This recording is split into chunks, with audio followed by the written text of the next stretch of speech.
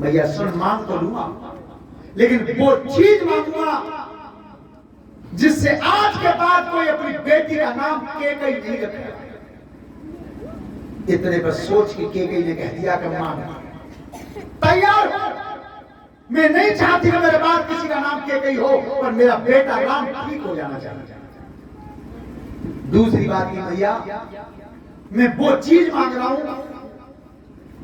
क्या जिससे पूरा विश्व में तेरे नाम का अपयश हो जाएगा, तेरे नाम की बुराई पैदा हो जाएगी, कोई तुझे इज्जत से नहीं बुलाएगा।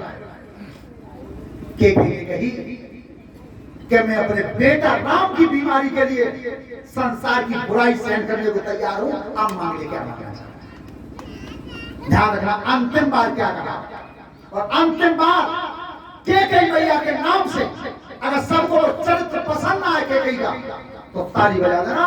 तब कही बेटा राम अब बता क्या चीज मांगेगा। मैया सुन, मैं वो चीज मांग रहा हूं तुझ पे जिसके मांगने से तू विधवा भी हो सके।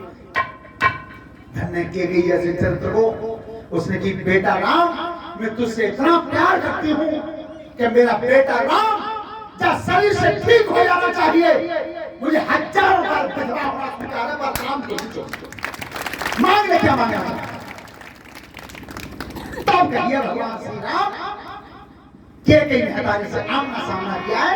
आप वचन में फंसी हैं। ध्यान रखना, मन रामायण में ये चरित्र आता है, इसे मैं बता रहा हूं तुम्हारे सामने। क्या कि 14 बरस बनी भिजवाए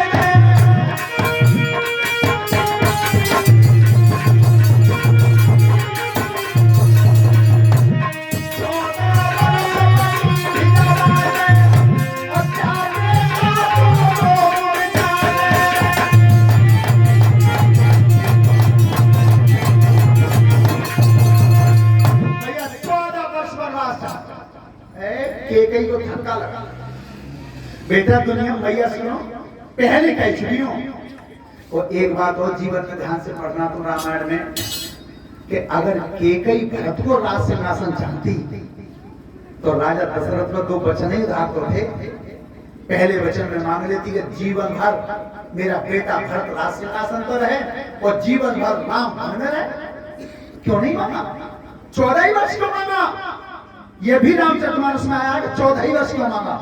रावण की उम्र केवल 14 ही वर्ष बाकी रह गई थी, पहला कारण। दूसरा कारण, 7 भवन नीचे और 7 ऊपर है। 14 भवन का भार हरण करने के लिए भगवान राम का अवतार हुआ था, इसलिए 14 वर्ष मांगी।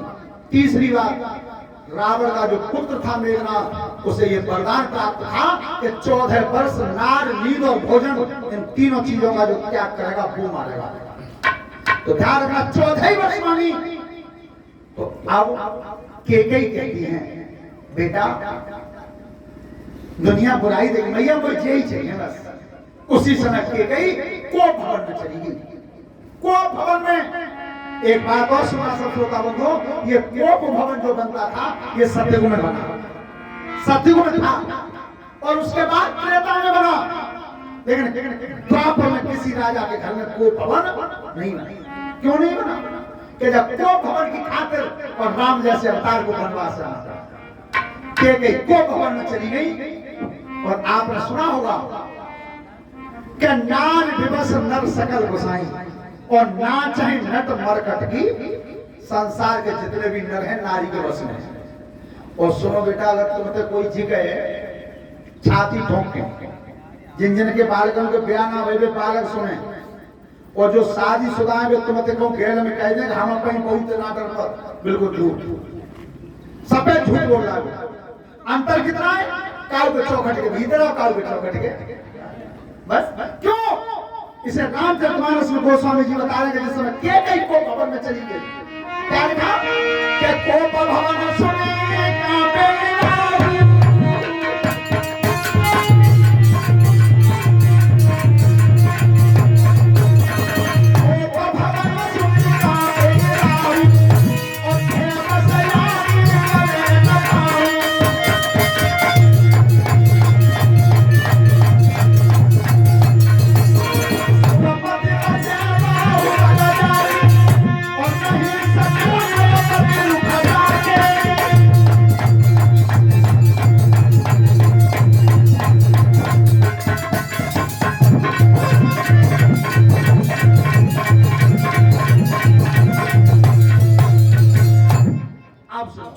कोप भवन सुन कांपे राजा दशरथ कोप भवन में जब पता चल गया के गई का कहां पे गए दरवाजे पे भय बस आगे पड़े डर के मारे पैर नहीं बढ़ा गए।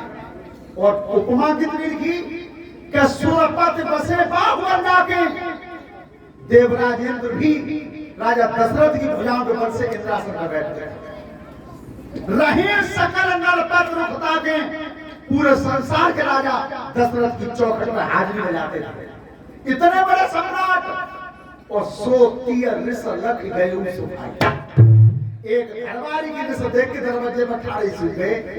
जो इतने बड़े सम्राट है तो ठाड़े सूख गए तो क्या ही तो चलती है। जीवन में ध्यान रखना। एक बात और भागवत जी के 11वें स्कंद में वीर ध्यान करो। यह पृथ्वी बखान करती है, ये धरती कहती है कि कलयुग में जाकर के मेरे टुकड़े हो जाएंगे। तो मुझे हंसी कब आती है तब कलयुग में छाती ठोंक ठोंक के कहेंगे कि मैं 100 बीघा को जोता। कोई कहेगा कि मैं 50 बीघा धरती का मालिक हूं। तो ये पृथ्वी कहती है कि मुझे हंसी आती है। हंसी क्यों आती है कि पृथ्वी ये कहती है कि मेरे देव भी देखे जो सूर्य उदय होता था और सूर्य